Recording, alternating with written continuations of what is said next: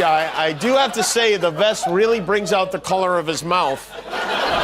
Sounds like things are solid at home. He hasn't read his wife's book. He's too busy. He got a garbage truck and put his name on it because... Ever seen a presidential candidate arrive at a rally in a garbage truck? Trump did just that in Wisconsin, looking like he was auditioning for a Village People tribute band. Before we move on, I'd like to ask you a small favor. If you appreciate this content, please take a second to like this video and subscribe to the channel. Over 98% of you watch the videos without subscribing. It costs you nothing, but it makes a huge difference to us. So did you click the subscribe button? Great, thank you so much. Now back to the video, but wait, it gets better. He claimed he was taking out the trash in Washington. Spoiler alert, the only thing that got trashed was his dignity. Jimmy Kimmel's got all the juicy details in this year-end roast. Picture this, Trump rolling up to a Wisconsin rally in a garbage truck, looking like he just stumbled out of a dumpster diving expedition gone wrong. The crowd's faces were a mix of confusion and secondhand embarrassment. Some supporters squinted, wondering if their MAGA hats were on too tight. The media, usually prepared for Trump's antics, stood slack-jawed, cameras rolling on what could only be described as a political trash fire. Yeah, I do have to say the vest really brings out the color of his mouth. Sounds like things are solid at home. He hasn't read his wife's book. He's too busy. He got a garbage truck and put his name on it because... There he was, the former president, decked out in a reflective vest that made him look like a crossing guard who'd taken a wrong turn. As the truck lurched to a stop, Trump struggled to make his grand exit. His fingers, mysteriously greasy, maybe from all that fast food, kept slipping on the door handle. It was like watching a cat try to open a pickle jar. Frustrating, yet oddly mesmerizing. One supporter, clearly trying to put a positive spin on things, shouted, "He's here to clean up America." Another muttered, "I thought we left the garbage behind in Washington." The air was thick with the smell of diesel and desperation. As Trump finally managed to tumble out of the truck, the crowd held its collective breath. Life in America trumps life in America for women. So when you look at him as the protector... He understands this is a problem. He's understood this was going to be a problem for a very long time. Just keep that in mind. I'm not sure what he's talking about. It's kind of some sick, distorted, fascist way. What could he possibly say to explain this trashy entrance? Would he claim it was all part of his master plan? Maybe he'd blame it on the fake news for not appreciating his creative campaign strategies. In true Trump fashion, he declared the stunt epic with all the conviction of a used car salesman trying to sell a lemon. "Folks, I'm here to take out the trash in Washington," he bellowed, gesturing wildly. The crowd's reaction was a mix of half-hearted cheers and nervous laughter, like when your uncle tells an inappropriate joke at Thanksgiving dinner. But hold on to your nose plugs, folks, because if you thought the garbage truck was bad, you ain't smelled nothing yet. So I'd call up my wife, and I'd say, "Baby, who could draw crowds? Nobody can draw crowds like me.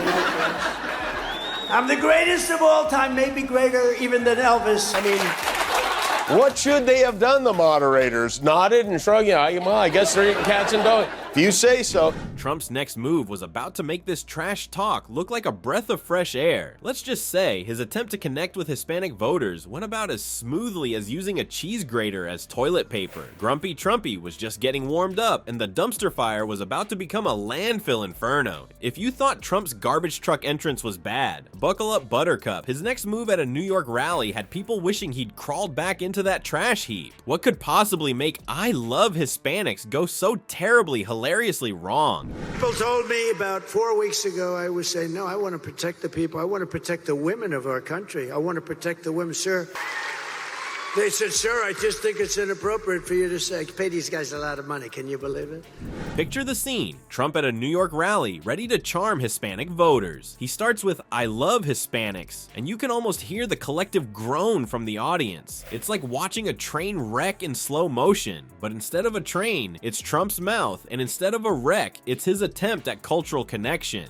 Then comes the zinger. Trump, in all his orange glory, declares they're warm, sometimes too warm. The crowd's reaction is priceless. Confused looks bounce around like a game of facial expression ping pong. Nervous laughter ripples through the audience, probably because they're not sure if it's okay to laugh at the potential leader of the free world being this clueless. And the face palms? Let's just say there were enough to keep a dermatologist in business for years. We think it's very inappropriate for you to say, so why? I'm president. I want to protect the women of our country. I'm going to do it whether the women like it or not. I'm going to protect them.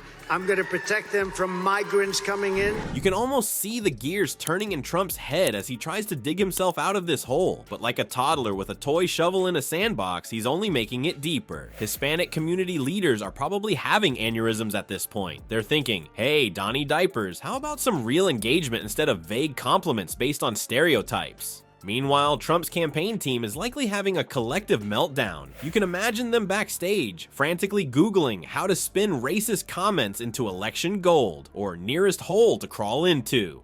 Political commentators are having a field day, pointing out that this kind of foot-and-mouth disease might just alienate the very voters Trump's trying to woo.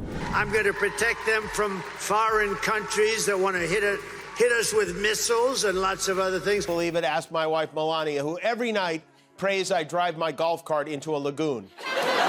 But our Grumpy Trumpy isn't one to back down. Oh no, he doubles down harder than a blackjack player with a trust fund. Each word that tumbles out of his mouth is like another shovel of dirt on his political grave. It's a masterclass in how not to connect with voters. Brought to you by the man who thinks taco bowls are the height of Mexican cuisine. And just when you think it can't get any worse, Trump's got another ace up his sleeve, or should we say, another foot to put in his mouth. Brace yourselves, folks, because the orange turd's next move is going to make this Hispanic voter blunder look like a diplomatic masterstroke. He's protecting himself, and the only reason why he's saying such a preposterous thing is because he's doing so poorly. He's been particularly focused on winning the hearts and minds of women voters, or so he says. With women, he's also saying that early voting is showing that women in key states are outvoting men. Stay tuned for more cringe-worthy moments from the Trump campaign trail. Well, folks, we've seen it all on Trump's wild ride of a campaign. From rolling up to rallies in garbage trucks to insulting Hispanic voters, our favorite orange turd has been busy making a mess. It's like he's trying to win a contest for the most ridiculous political stunts. Jimmy Kimmel hit the nail on the head when he said, "It's like watching a reality show where the contestants have to come up with the most outlandish campaign strategy." And boy, is Trump winning that show. He's even spreading rumors about Haitians eating pets. And if there's anyone who knows how to make women feel happy and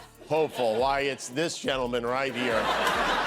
He's ignorant and arrogant. He's ignor-arrogant is what he's an ignor-arrogant. Talk about a dumb Republican lie.